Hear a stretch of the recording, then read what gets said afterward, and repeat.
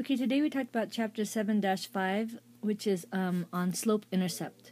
The slope-intercept form of a line is y equals mx plus b, where m, the number in front of the x, is the slope, and b is the y-intercept.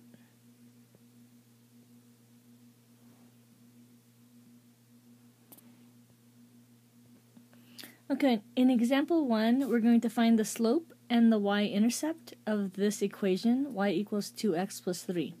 This is already y equals, so it's pretty obvious what the slope is.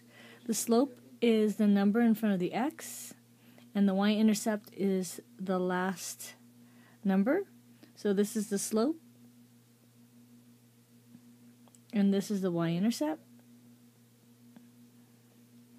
So for the assignment, you would write m equals 2, because that's the slope, and b equals 3, and that's the y-intercept. Okay, on example 2, we have 2x plus 3y equals 7. We need to find the slope and the y-intercept. Right now, it is not y equals, and the only way that we can find the slope and y-intercept is to make the equation y equals. So the first thing we're going to do is we're going to make this y equals. And to do that, we need to bring the 2x to the other side, or subtract 2x from both sides. So now I have 3y equals negative 2x plus 7. But it's not y equals yet, it's 3y equals. So we're going to have to divide by 3, since that's the number that's in front of the y.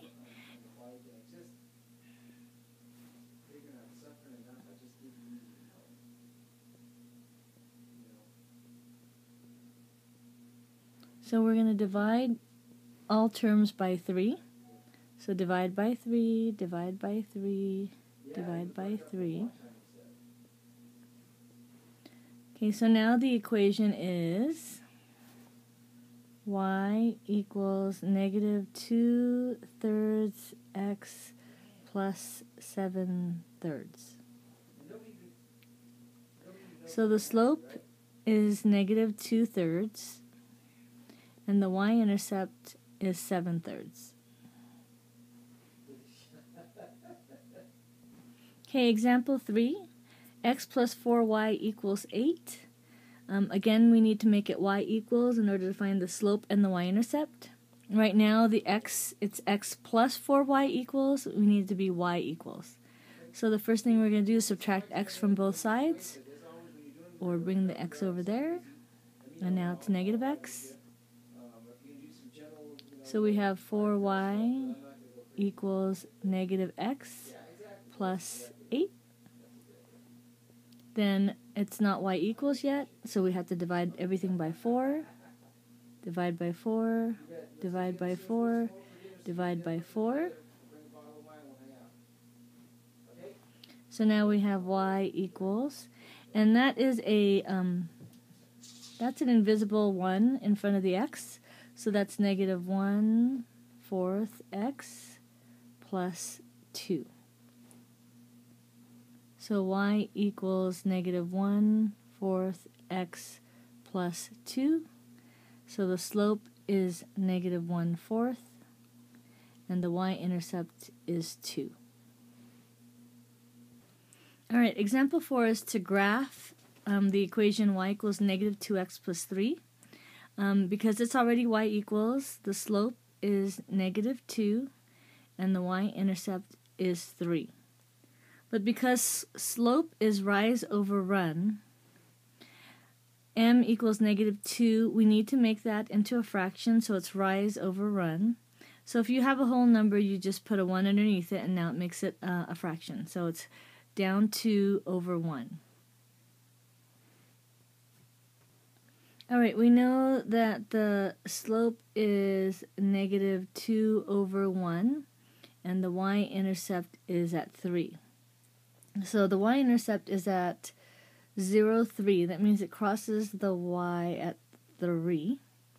And the slope is negative 2 over 1. So this is like spending money. So it's down to over 1, down 2 over 1, down 2 over 1. Oops.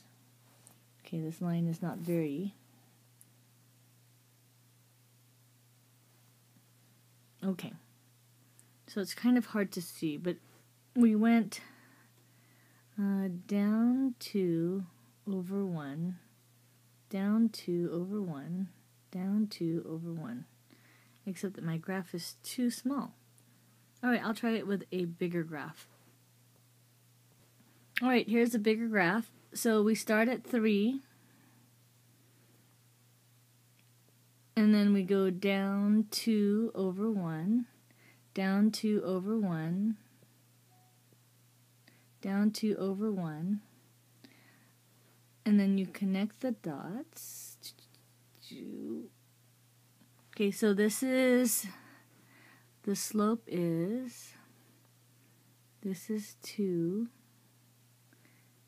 and it's going down and over 1, and this is down 2 and over 1, and this is down 2 and over 1.